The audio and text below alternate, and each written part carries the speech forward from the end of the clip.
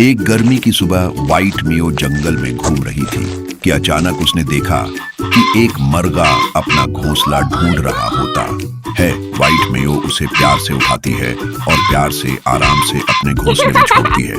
मरगा प्यारी व्हाइट मियो का शुक्रिया अदा करता है। उधर शीनो और पपी जंगल में वॉक करते हैं कि अचानक शीनो की नजर पास में जमीन पर गिरे एक जंगली घोड़े पर पड़ती है।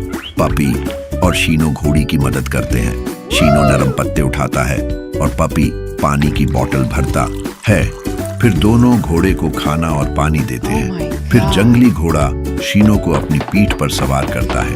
पपी भी साथ चलता है। फिर भी शीनो और पपी को कोई लाइक और सब्सक्राइब नहीं करता।